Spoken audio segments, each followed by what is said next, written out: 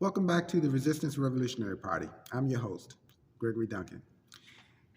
Today is our second video for the season entitled Democracy versus Autocracy. In 2020, Trump, the Republican Party, and the Republican voters exposed how vulnerable our democracy is.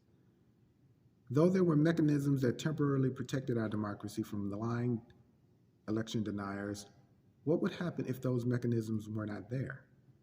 In other words, what if the following happened in a future presidential election due to the Republicans' lying, manipulation, and deception? Scenario: the Republicans appear to have won the presidency, a majority in the House and Senate, as well as having a majority on the Supreme Court, and last but not least, a Republican-appointed Attorney General in the Department of Justice. What can the Democrats do to make sure that future elections in the United States continue to be trustworthy and legitimate with Republicans at the helm?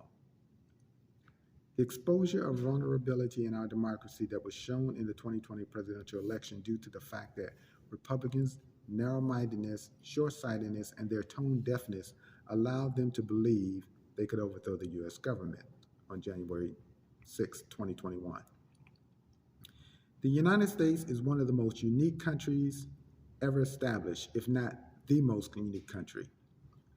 And what I mean by that is, if a dictatorship was established in the United States, how could a dictator hold on to power? No dictator can maintain and hold power in a country without a military and a police state to protect him. That is not going to happen in the United States. Regardless of any laws placed on the books by a dictator and his cronies. A dictatorship can only succeed if the opposition goes along with it. An autocratic government in the United States is even more vulnerable than a democratic government, and here's why. As I said before, without the cooperation of a military and a police state, a dictator has no chance at getting into power, let alone staying there. Anyone who doesn't believe, think, or feel that isn't true, just take a look at Hitler and his Nazi party and how things are going for Putin and his military in Ukraine. And those actions didn't take place in the United States, where over 80 million people voted an incompetent, corrupt, lying, wannabe dictator, Donald Trump, out of office. Remember how the United States came to be with the Revolutionary War when George Washington and the Founding Fathers did more than give King George the finger, and how the ending of slavery came to be thanks to Abraham Lincoln and the Union Army during the Civil War. Evil will always be defeated by good, always has, always will. And it doesn't necessarily need guns or laws. It only needs a strong will and a relentless determination. There are procedures in the United States that even corrupt lawyers and judges, so-called lawmakers, both local and state, not just federal, would have to follow. Because as the Republicans have shown, the opposition can just reject any rules or laws they choose not to adhere to. Our democratic system of self-governance is vulnerable in that way, but so is a governing dictatorship. Trump claimed that the 2020 presidential election was rigged and then stolen, and he had his lawyers going to court with over 60 cases all over the country with false claims, and every case was thrown out of court because they had no credible evidence, only allegations. They couldn't convince conservative Republican judges that were appointed by Trump of their allegations.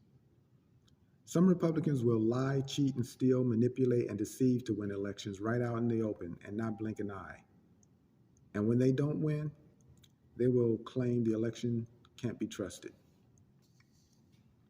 Republican politicians don't care about the damage to our democracy because they only care about maintaining power and wealth. Why do Republican voters, who neither have power except voting power or wealth other than their weekly paycheck, continue to vote against their own financial, safety, and healthcare interests?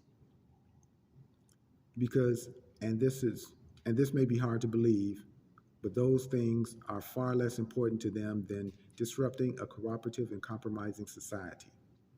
The evidence speaks for itself. Who do low-income Republican wage earners consistently and blindly vote for? A political power that only wants to put an end to the EPA, the FDA, and science, and privatize Social Security, Medicaid, and Medicare, and prevent as many citizens from voting as possible. Well, as always, thank you once again for watching and listening. Until we see you in the next video, do not forget to like, share, and subscribe. Have a good day. Thank you.